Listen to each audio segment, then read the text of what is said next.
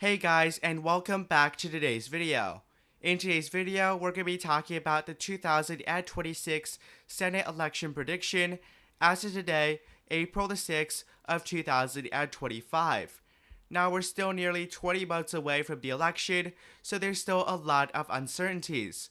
And it really depends on what happens around the election time period from between where early voting starts and election day.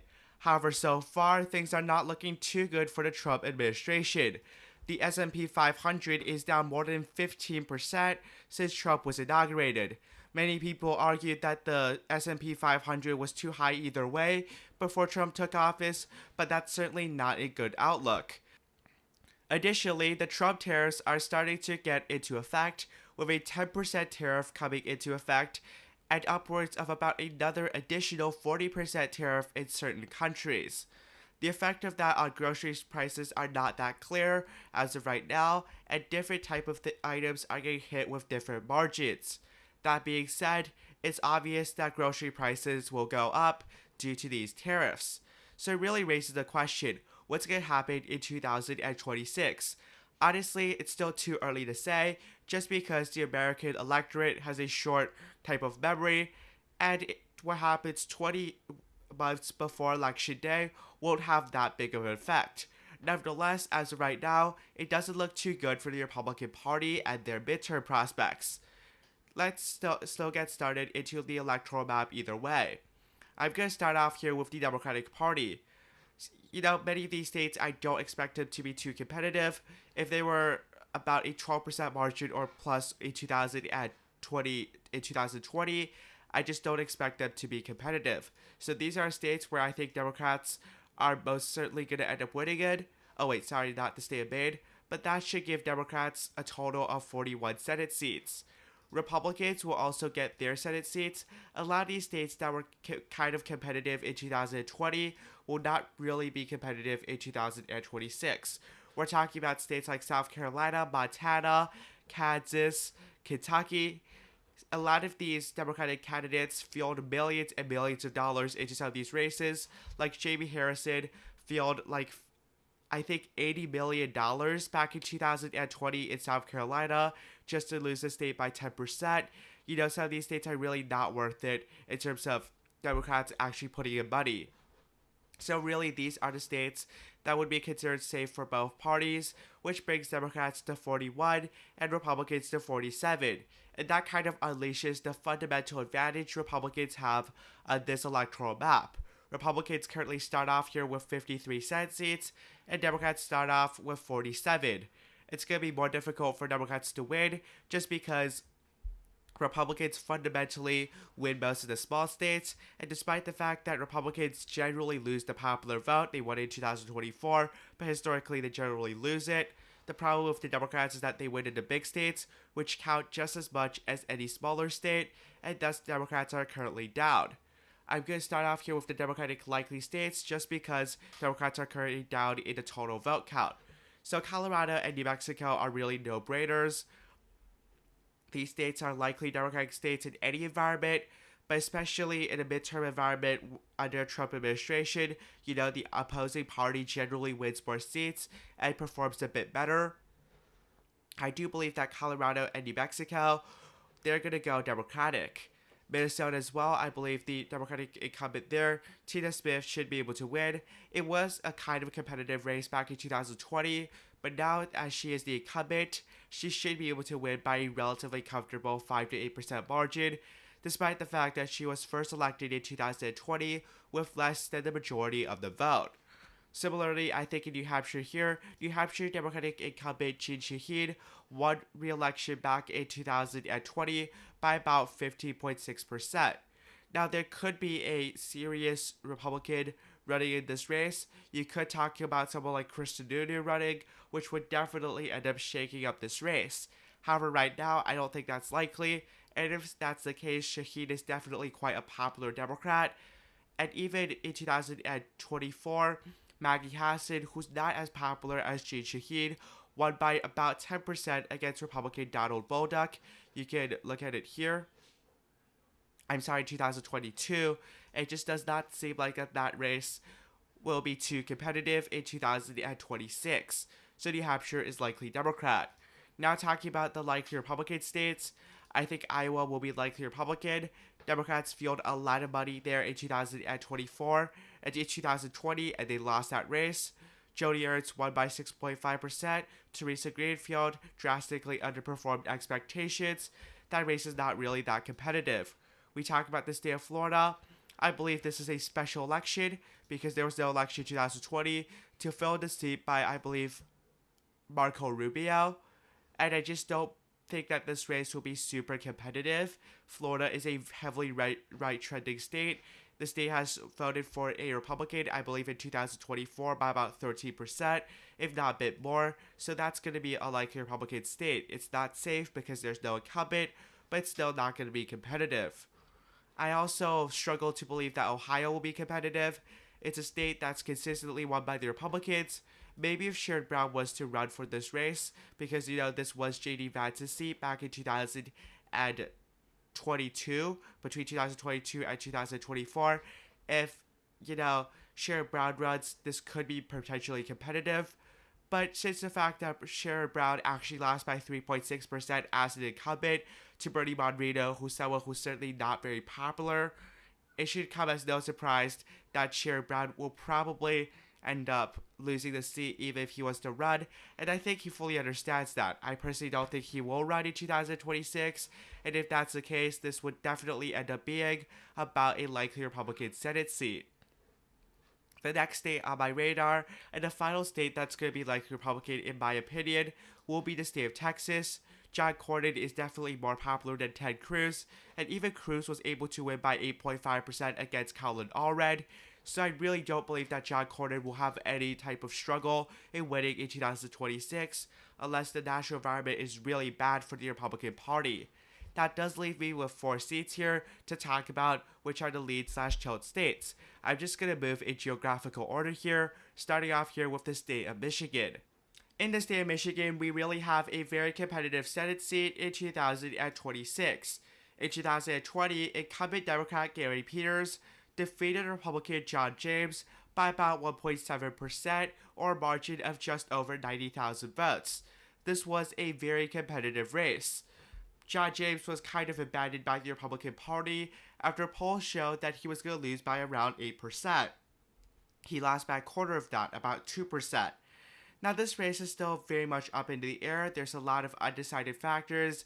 Gary Peters is retiring, so this is an open seat.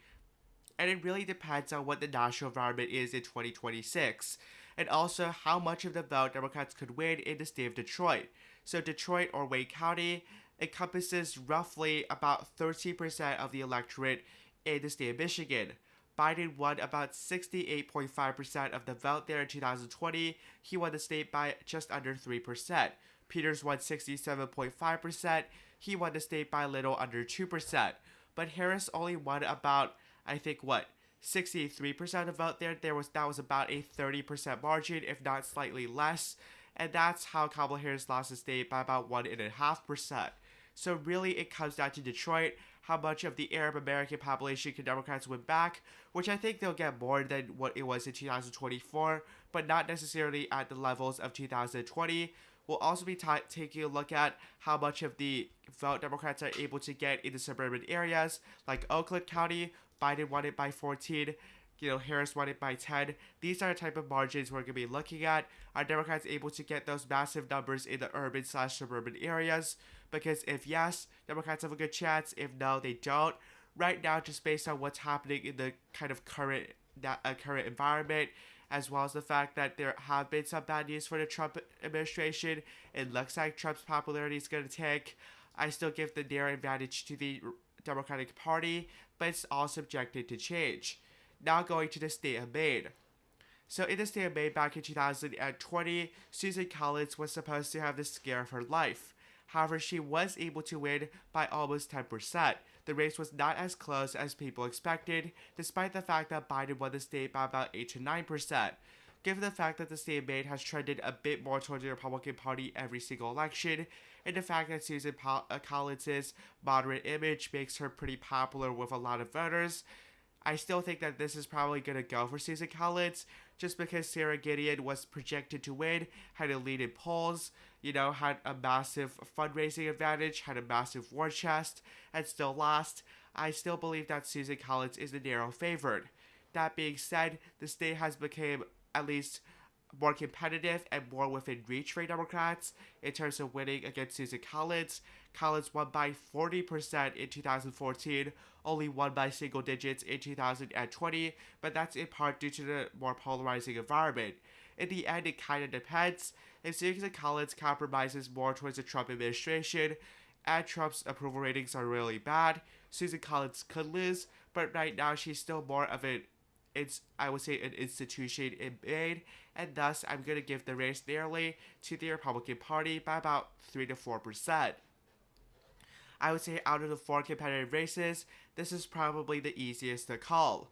Now we go to North Carolina here, where there's a very interesting race. So Tom Tillis right now is a Republican incumbent, but I'm pretty sure he's quite hated in the state. He was widely expected to lose in 2020. He did end up winning by a little under 2% against, Cal Cunningham, I believe. And this was a race where Cunningham had a scandal in the last month. It looks like that was the reason why he lost, and that was why the Libertarian and Independent candidate combined for almost 5% of the vote. Now, this race, in my opinion, is a very close race, but Roy Cooper, the pretty popular former governor of North Carolina, seems to be the Democrats' top nominee. He has publicly expressed interest. He is a relatively strong candidate. While if you look at Tom Tillis, it doesn't seem like he's necessarily the strongest candidate. He's someone who's kind of been criticized by all wings of the Republican Party. He has gotten a lot of endorsements, but it does look like he might have to go through a primary challenge, because you can look at this line. The Republican Party voted to censure Tillis for his support of the Respective Marriage Act. He has got a little bit more support in the establishment wing, but the more conservative, Trump wing of the party doesn't really like him as much. And the fact is, if you have to go through, a primary challenge, that could definitely be a problem if you're an incumbent, and that's a really bad sign. Also, I think that Roy Cooper is popular enough, and given the fact that as of right now, things are not going the best for a Trump administration, again, that's up to change. We don't know just yet. But as of right now, I would say North Carolina might be tilting a bit toward the Democratic Party, though it's definitely hard to predict. And also, we just really need to look at one part of the state, that again being the suburbs. You saw that in 2024, Harris did a bit better in the suburbs and then lost massively in the rural areas. I expect Republican support to gain more in the rural areas, including the more rural African American areas bordering the state of Virginia right here, as well as the wider counties down here. But it really depends on how Democrats are able to perform in the urban areas. If Democrats keep bleeding in the urban areas around Raleigh, around Charlotte, Democrats are definitely going to lose the state of North Carolina. But I think that with a candidate like Roy Cooper, who is decently popular, I believe that this race would narrowly tilt towards the Democratic Party. And now we go to the state of Georgia. Georgia is definitely a state that is very competitive. In 2020, in the general election, the Republican David Perdue got 49.7% of the vote, which forced him into runoff because that's the Georgia election rules. He was almost 2% ahead of Democrat Jon Ossoff, and then when the runoff election came, Democratic enthusiasm was higher compared to the Republican enthusiasm. While Trump was claiming the election was rigged, that kind of hurt the Republicans, and David Perdue narrowly lost. Now, Jon Ossoff's popularity is kind of average. He's not super popular, he's not super unpopular. This race will definitely go down to the wire as well. At least that's what it looks like right now, unless we have some type of October surprise or something. So Jon Ossoff is going to be the Democratic nominee. It looks like the Republicans will probably end up going with Brian Kemp. If it's Brian Kemp that's a Republican nominee, Republicans have a better chance. But I think that if we're talking about some representative, or if we go for someone like Marjorie Taylor Greene, then of course it does seem more likely that the Republican Party will lose that seat. But again, you can see that these runs have stipulations. If Kemp doesn't run, if Kemp doesn't run, if Kemp doesn't run, if Kemp doesn't run. So it does seem like that the Republicans are steering towards Brian Kemp, which is what I'm going to make my prediction based on. And Brian Kemp is a decently popular guy.